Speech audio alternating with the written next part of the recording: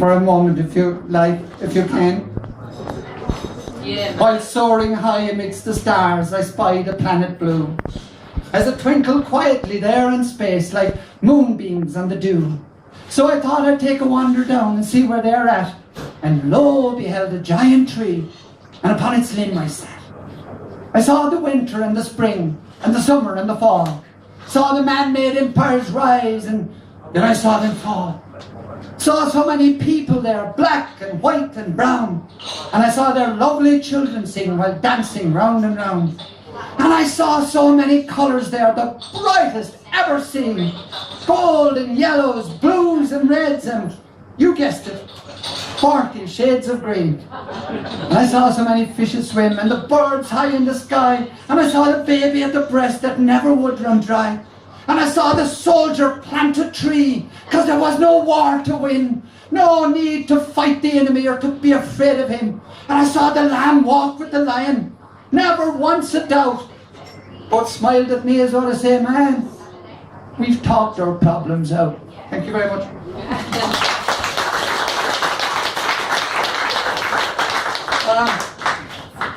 I'll tell you, I was reading somewhere one time about, they reckon the greatest evolutionary leap that we made apparently is the gift of communication. To be able to talk and hear and process and reply and understand each other. And I was thinking about that now. Remember the story that I heard when I was a little boy going to school, and I'd love to share the story with you. It's called The Windows of Wonder. There was, they advertised for a teacher in a little country school, away out in the west coast of Donegal, somewhere in Ireland.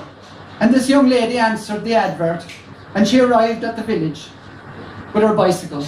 And she got off the bike, and she pushed it up the rocky, stony road with her bag of books and things.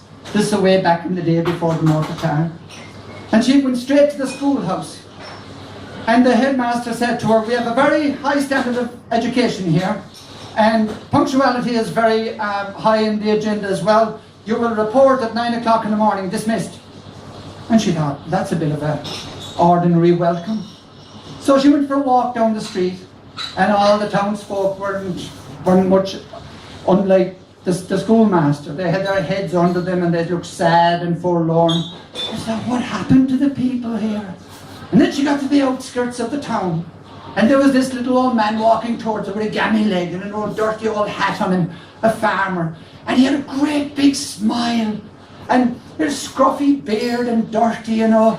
And he came walking towards her and he said, welcome, miss, welcome to this place. And she thought, well, at least there's one happy soul. Next morning she was there bright and early for school, and she stood in the doorway and she watched the children come in, and they were the saddest looking bunch of kids she had ever seen. Like the parents, like the schoolmaster, they had their heads down. There was no communication, no laughter. And they came in and they filed in and they sat at their desks and they opened their books to maths, which was the first thing written on the blackboard. And she said, oh my God, what's happened to these beautiful children? Close your books, please. Who's heard of Fionn McCool, or the Salmon of Knowledge, or Fiachra, or Tír na nÓg, the land of the forever young, all the beautiful old folklore that we grew up with? Shook their heads. Nobody had ever heard of any such a thing. So she started telling them the stories. And after a while, about an hour later, they were sitting on the edge of the seat with their eyes wide, beaming, listening to these stories. And by lunchtime the second day, she could hear them out in the schoolyard playing out these roles of the old ancient heroes of folklore. And she thought, yes, it's working. And about 2 weeks later, she used to stand every morning and hear them running across the meadows coming to the school, hear them laughing and playing as they came. And then she got summoned to the principal's office. There had been a meeting. You are dismissed as from right now for filling the kids' heads up with nonsense. So dejected and forlorn, she went and got her bicycle and her bags and her books, and she pushed it down the rocky, stony road back down to the road to Galway. And then she heard him, miss, miss. He was there hobbling across the field, miss. And he had a wild rose in his hand. He said, thank you, miss, and congratulations. She said, for what? I failed. Oh no, you didn't fail. You succeeded, you see. You succeeded in opening the windows of wonder. Thank you very much. A little old story.